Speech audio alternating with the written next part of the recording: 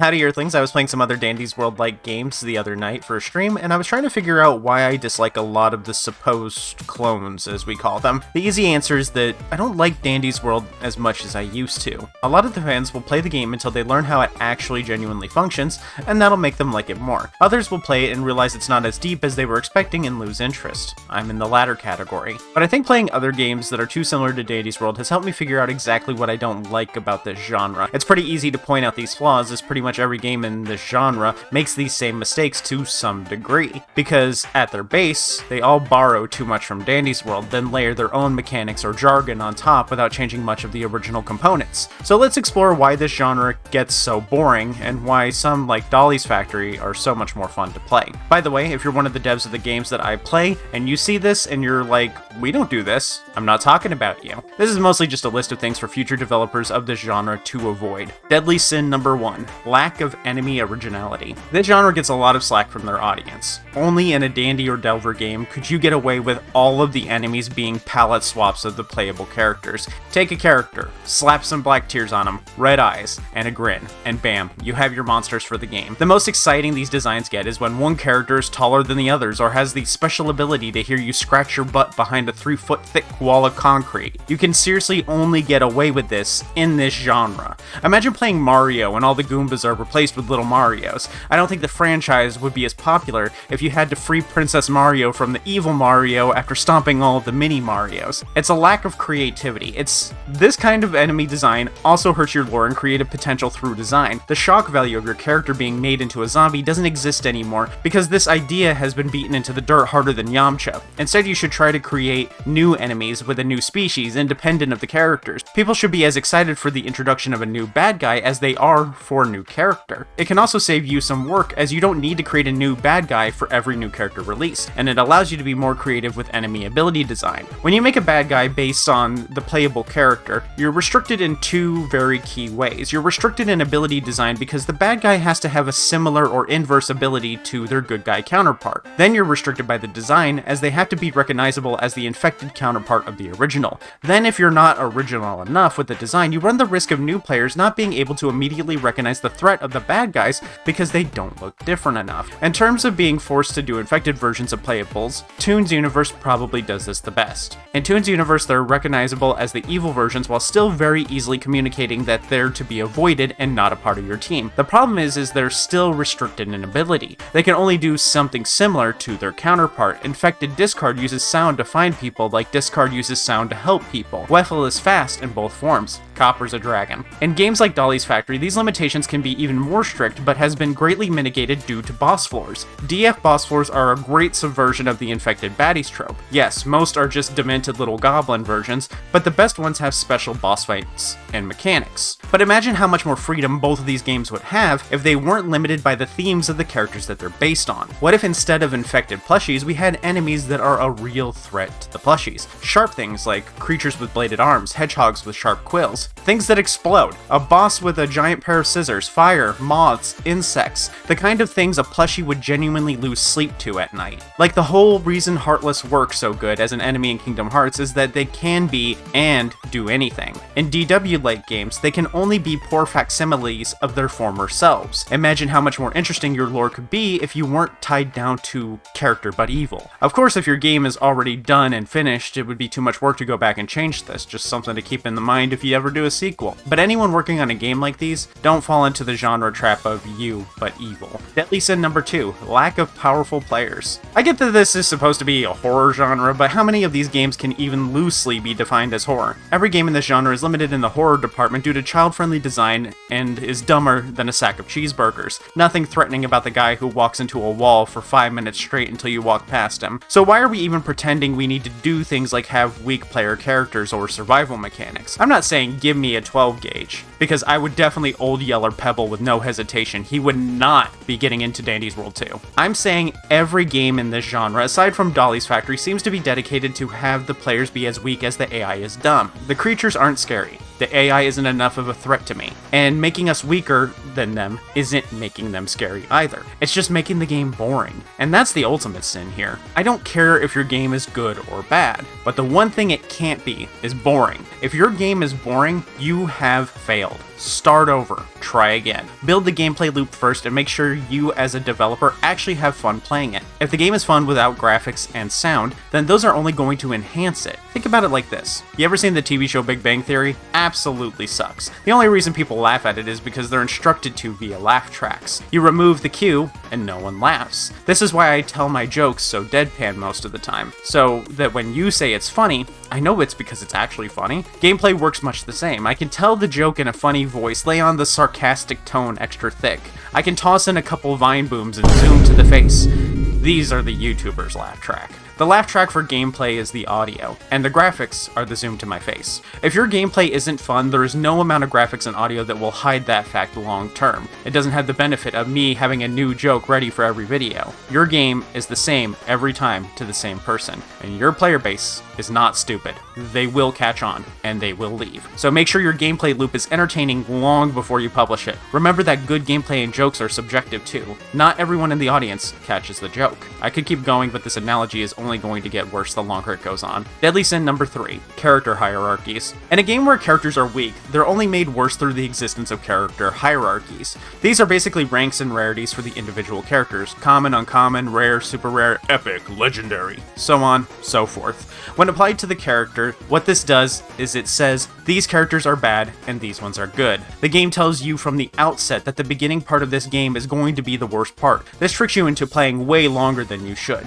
You might hate the game now, but that's only because the starters suck. Maybe if I unlock the rare ones, it'll be more fun. Oh, everyone says the people with rares are better at this game. I need to get a rare as soon as possible. Sound familiar? Rarities and ranks are a justification for half the roster to suck. You're looking in the face of a player and telling them that their favorite character isn't viable and they have bad taste for enjoying such a bad character, when in reality, you're the one making the character bad. Can the characters not simply have good design and fun gameplay and not have to have their fun level tied to their level of shininess? The same goes for the cost of the character. You can say you don't have rarities, ranks, and hierarchies, but you're still charging more for some characters that you think are better or more fun. Every game in this genre is guilty of this. Dolly's Factory less so, because at least all of the characters are viable in all game modes. But there is definitely a hierarchy, and sure, everyone can play Buddy if they want, or Cinnabon, but there are characters who are better than them. Direct upgrades, which is dangerous. Both are outclassed by Maestro, since Maestro has a speed boost and an extraction booster. Maestro is both combined, and better than both. The reason why this is done is Shrimple. If the starter is too good, you won't play anyone else. I haven't been here long, but I know humans love to collect things. I think the human consumer's bug hit me too, as I'm addicted to Magic the Gathering and video game collecting now.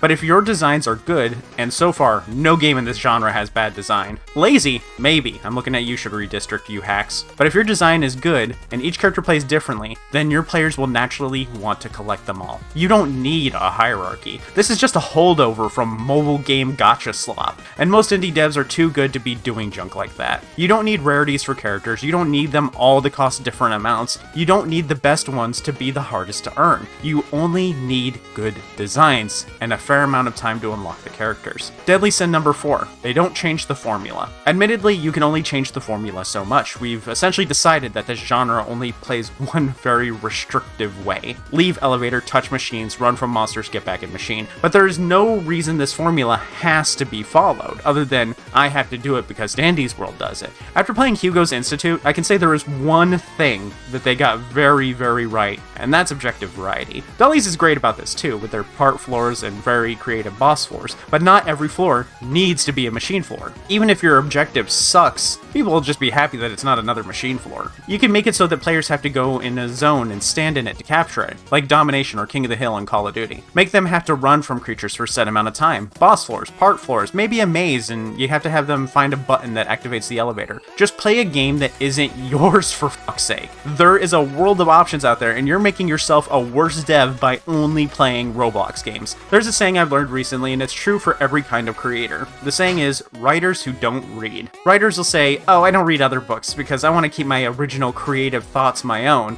I don't want them tainted by other people's work. But in reality, these people are writing some of the most trope-heavy slop out there. They're not reading other books, so they don't know what tropes work and don't work. Never seen someone do something before? You have no way of knowing if what you're doing is overdone because you've never played more than just Dandy's World and your game. You're not making a game for another dev, you're making a game for a player. If you don't know what it's like to be a player, then you are going to make a terrible experience. It's not enough to hire some testers or do a beta or blindly listen to the purple sheep in your TV. You need to actually play your own game and play other games. This is doing your homework. This is research. I do this with YouTube. I do this with streaming. I watch other people's streams. I find them boring. I watch other people's YouTube videos, and I learn from them by watching them. The reality is that by not playing other people's games, you don't know what works. You don't know what is fun and entertaining. You'll forever be patching and fixing things others suggest without ever actually knowing if it's the right answer for your game or not. I have some homework for you right now. Drop your game for a couple of weeks. Play a game for fun. You don't need to push out an update every week. Some of us might be relieved to be allowed to play something else for a little bit. Go play 3 games that are related to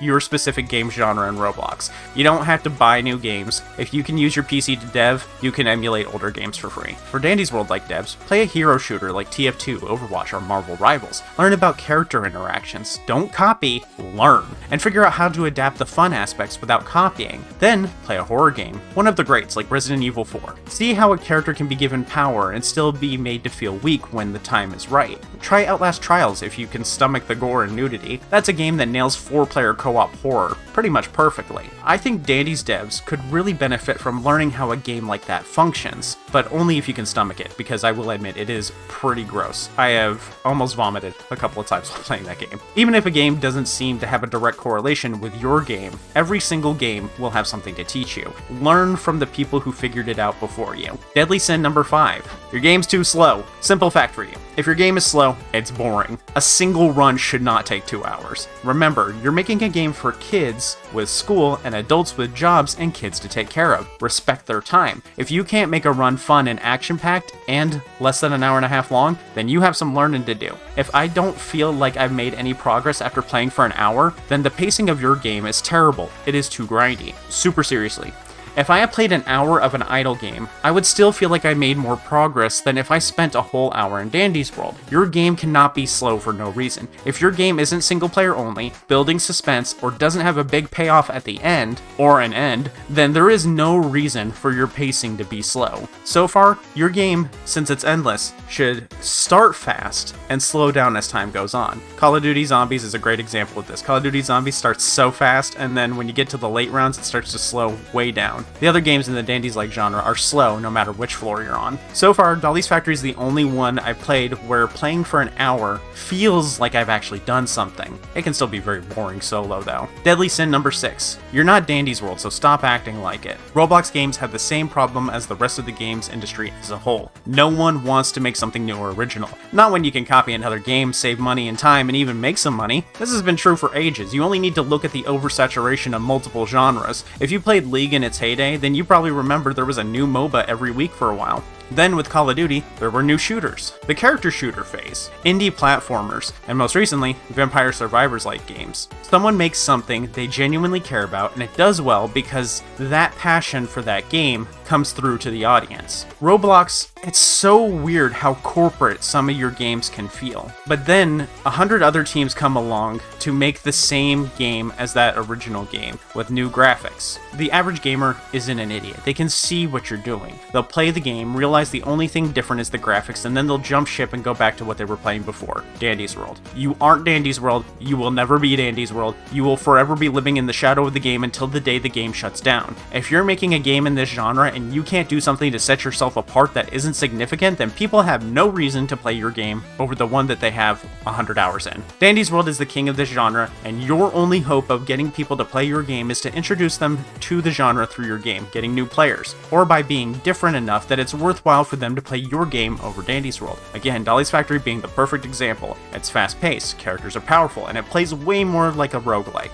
The generators and elevator hopping is just a facade. It lures you in with familiarity, then hooks you with how it's pretty much the opposite of Dandy's World in every way that matters. Early on, you have to learn that you aren't DW, and you will never be DW, so stop trying so hard to be like it. You can say you're not like it, and you're not trying to be like it all you want, but like when I play the game, and it's almost one for one, I can can tell. I'm not stupid. Players don't want another Dandy's World game. They want another game that's as creative as Dandy's World. It's hard to make something different, but if you're copying, then remember a dozen others are too. You're not competing with Dandy's World. You already lost.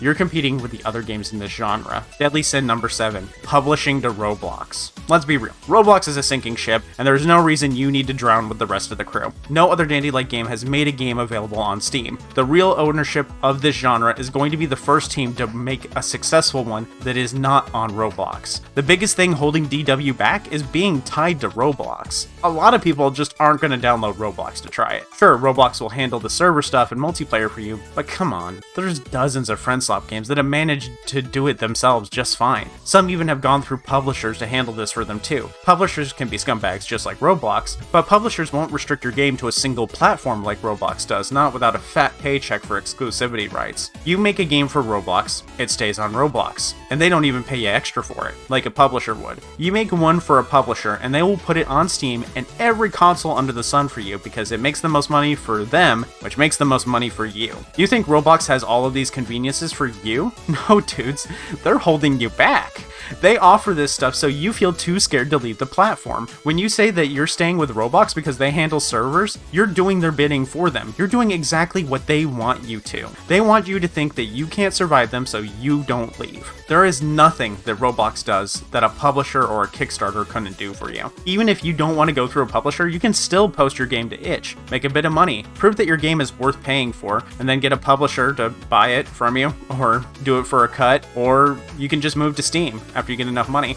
If you can use a game engine like Godot, Unity, or something similar to make a proof of concept, then show it to a publisher, then you'll have no trouble getting it funded eventually. Especially if you're already an established Roblox team who has made a semi-successful game in the past. You'll make way more off your game this way too, and it'll be real money. No more getting paid in Robux. Roblox is supposed to be a place where you learn to develop and eventually leave it to make other games. You're being held back by Roblox, their engine, their predatory practices, the game mills, and their ecosystem. Leave the nest, my baby birds. You've been able to fly for ages now. Just keep this in mind. Anyone who tells you that you can't live without them has it backwards, and they know it. They can't live without you, so they have to convince you that you need them too. You don't.